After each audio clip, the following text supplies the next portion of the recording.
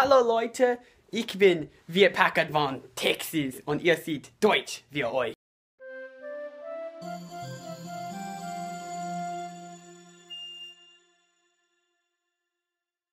If you've been looking for a resource on German verb prefixes, so those little tiny things like ver, zer, ab, rein, whatever, stay tuned. I'm making sort of a mini-series on the prefixes since there's way too much stuff to put it all in one or even 2 or 3 videos. So that means for a while there will be more videos from me than usual. Yay or nay, whatever, there will be. If you haven't already, refresh on the introduction to this topic in which I talked about when these get separated and when they don't. Also, short reminder, I previously referred to them as prefigured because somehow that sounded cool, or what it should sound like to me. They are actually called prefixed verbs in English. I also made a short sort of how-to tutorial on these so that you can answer any general questions you might have. That's here. Please look at that first before you ask anything in general about these in the comments. Now in the description of each of these videos you will find a list of verbs that I will be combining these prefixes with. In the interest of time, I will not be combining every prefix with every one of these verbs that they can be combined with on camera. If you want to see the full possible list for each prefix, so again, not the full possible list of all the German verbs in existence, but the full possible list for every prefix with the verbs in the description, consider becoming one of my patrons over at Patreon, for which you will then get access to a Dropbox folder in which I share my grammar scripts. And I also will be sharing these lists. There's more information on this at the end of the video. Alright, and with that, let's start with today's batch. Have fun! Ab. Ab usually means off. Abfallen, to fall off. Abfahren, to drive off or to drive away from somewhere. But it never means off in the sense of the antonym off. On. That's a lot of offs. I hope you could follow. But rather off in the sense of something moving away from its previous location, either in a figurative sense or literally. And because of this, it's also combined with the preposition von relatively often. Ab, sein. To be off. Not in the sense of it's no longer good, so food, we can't say that in German, but in the sense of it's no longer attached to something. So for example, das ist ab. That's off. That's no longer attached to what it was previously attached to. Etwas absagen. To call something off. Jemandem absagen, to cancel on somebody. So to cancel plans you had with somebody. Absagen. Careful though, you can't say jemanden absagen, because that would mean that you're calling somebody off, which I guess in some contexts that's possible, but that's a very out there case. Etwas abgeben means to share something. Or etwas an jemanden abgeben means to give something away to somebody. Etwas an jemanden abgeben. Abgehen. Now, in official language, this isn't a very common word because it's a very specific meaning. It means to exit the stage. However, colloquially, you might come across it a bit more often because we use it to mean to like lose your shit. Usually like in a party sense, or like party hard, but it can also be like, you know, somebody's really fucking mad and just like yelling and nagging and screaming. So somebody might say, wow, der geht ja echt ab. He's really freaking out. So it can be positive and negative in that sense. Etwas abmachen. This is very colloquial and can sound kind of childlike in some instances. So it either means to take something off of something. So, ich mache die Tapete ab. I'm taking the wallpaper off. Or it means to make plans with somebody. Etwas mit jemandem abmachen. Can also mean to agree on something in that sense. So you might agree to meet up, I don't know, on Saturday, and the other person says abgemacht, which means like, alright, we're on. Etwas ablegen. To put something down. So I could ablegen my umbrella on the table. In literary or somewhat antiquated language, it also means to take off a coat or to take off some piece of clothing.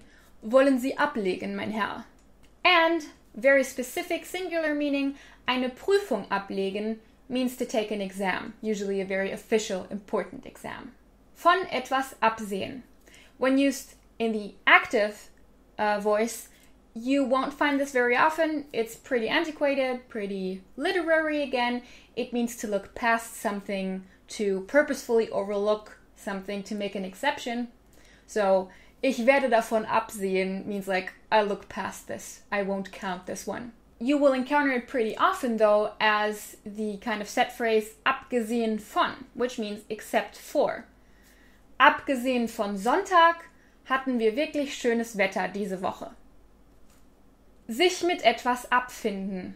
To come to terms with something. Only reflexive, watch out, sich mit etwas abfinden.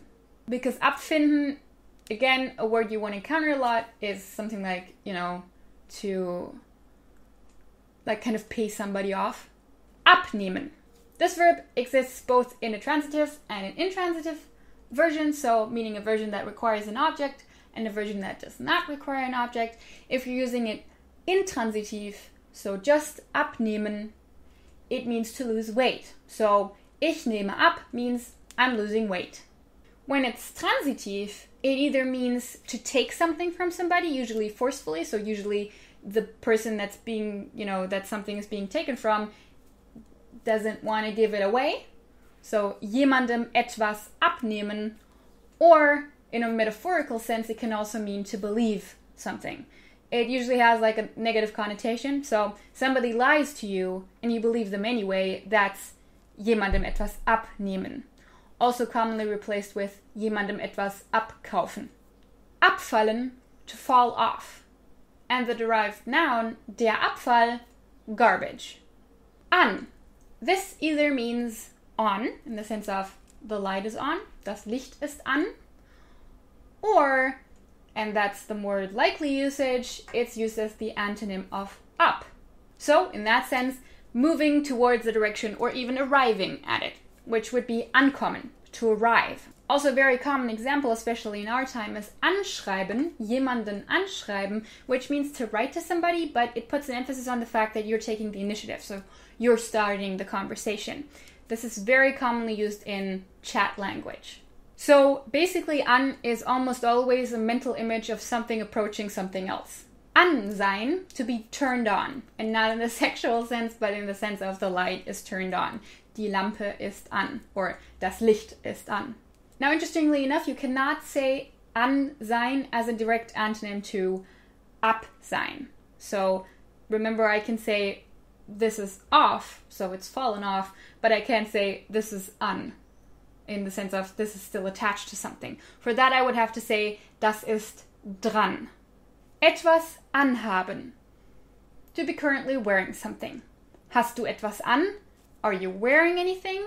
Jemandem etwas anhaben können, to be able to harm somebody. Jemandem etwas anhaben können. Jemandem oder etwas ansagen, to announce somebody or something. Jemandem oder etwas ansagen. Angeben. Now, without anything else, this is a very official term and you will most likely encounter it in some sort of bureaucratic scenario. For example, the sentence, geben Sie bitte Ihren vollen Namen an, means please state your whole name. Etwas angeben. However, mit etwas angeben means to brag about something. So for example, gibt gerne mit seinem Geld an means he likes to brag about his money. Etwas anmachen, to turn something on or to switch something on. Etwas anmachen. Now in a colloquial sense, we can say jemanden anmachen. This can mean two things. Firstly, it can mean to hit on somebody. Hat sie angemacht. He hit on her. Or it can mean to be aggressive towards somebody. Hat mich angemacht. He wanted to start a fight with me. Or she, anstehen, to stand in line. Anstehen. Ankommen, to arrive. Doesn't matter how you got there, car, foot, train, whatever. Ankommen. Anhalten, to stop in the sense of stopping a movement. Anhalten.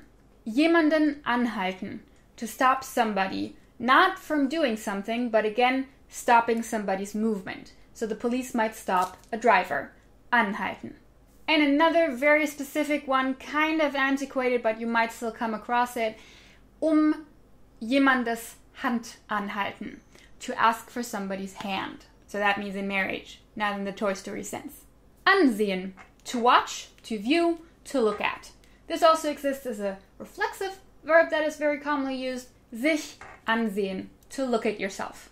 Etwas anzeigen, to display something. So for example, the display isn't displaying anything. Der Bildschirm zeigt nichts an. But we also have jemanden anzeigen, which of course you could also display a person, but usually jemanden anzeigen means to report somebody to the police.